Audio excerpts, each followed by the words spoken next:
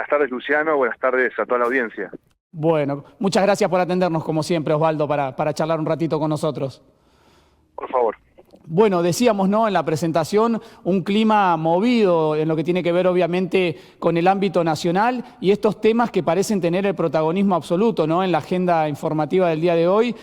Por un lado, los jubilados y el veto, obviamente, al incremento, obviamente, en lo que tiene que ver con este tratamiento a los jubilados a nivel de nuestro país. Y por el otro lado, también lo que tiene que ver con los universitarios, ¿no? Dos temas calientes hoy dentro del Senado de la Nación.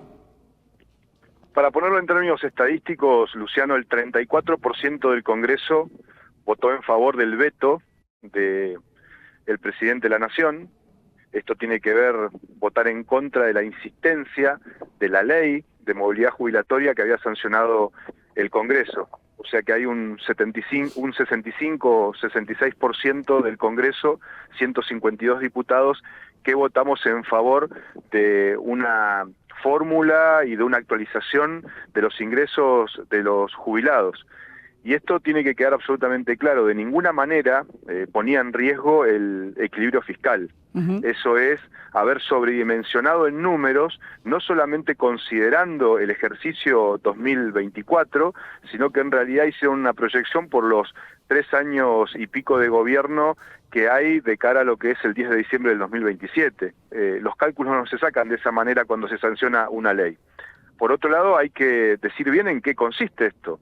En enero del 2024, o sea, a principio de año, tuvimos una inflación del 20,6%. El Ejecutivo emitió un decreto donde otorgó un aumento del 12,5%. Quedó pendiente un 8,1% de actualización sobre la inflación del mes de enero. Esto es lo que contenía la ley de movilidad jubilatoria que sancionamos, además de dejar establecido claramente que se iba a actualizar a partir de ahora por IPC. Ahora, cuando miramos nosotros cómo se compone hoy el haber de un jubilado, para hacer una cuenta promedio, hablamos de un ingreso de 230.000 pesos fijos, sí, más un bono discrecional que otorga mensualmente el gobierno nacional por 70.000 pesos. O sea que el promedio de una jubilación a nivel nacional es de 300.000 pesos. ¿Qué es lo que definía esta ley que sancionamos? Que esos 70.000 pesos, a partir de que se aplicara la ley, iban a quedar de manera fija en los sueldos o los ingresos de los jubilados. Y esto tiene que ver con que todos los meses hay cierta incertidumbre por parte del sector pasivo en cuanto a si ese bono se va o no a otorgar. Y por otro lado, acordate lo que te digo, y esto también se lo menciona a la audiencia, en breve vamos a tener un plus, así lo están denominando en Buenos Aires, un plus a ese bono de entre 20.000 y 30.000 pesos para la jubilación mínima. Con lo cual eso tiene que ver con darle la razón justamente al Congreso Nacional. Entonces hay que sacar de raíz esto que ponía en riesgo el equilibrio fiscal, de ninguna manera es así, con lo cual ayer, por supuesto, yo acompañé la insistencia de la ley que habíamos sancionado hace un par de semanas. Claro, sí, es un poco el resumen, ¿no?, de lo que estaba sucediendo y estaba planteado esta frase, ¿no?, que vos tomabas recién, ¿no?, del propio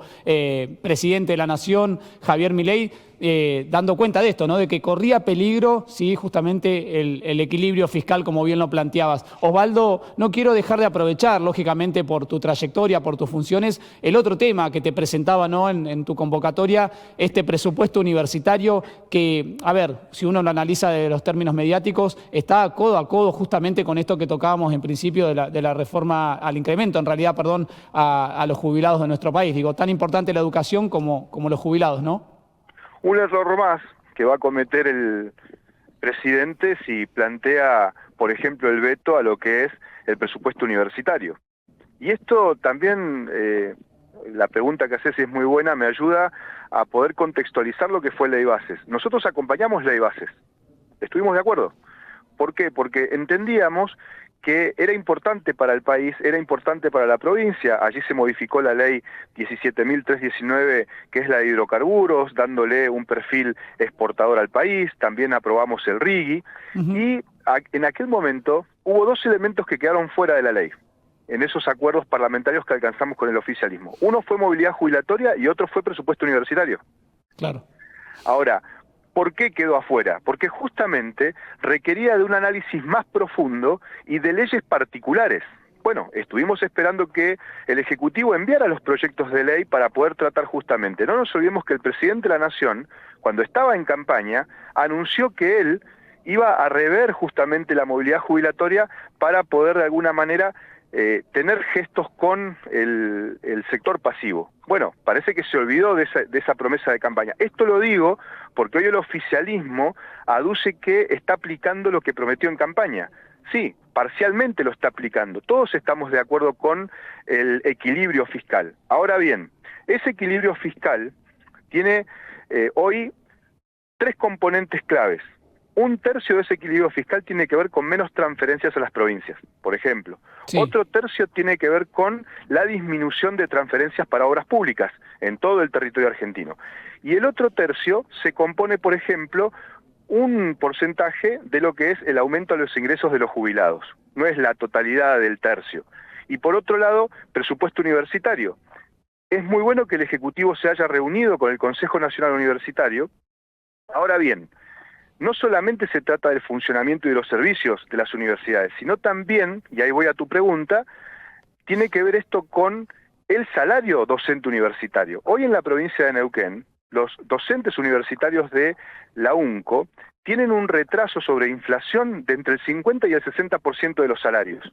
Claro. Entonces, nosotros instamos al Ejecutivo Nacional a que a partir del Ministerio de Capital Humano puedan sentarse en la paritaria docente que está abierta y poder ofrecer una oferta salarial mucho mayor a la que están ofreciendo.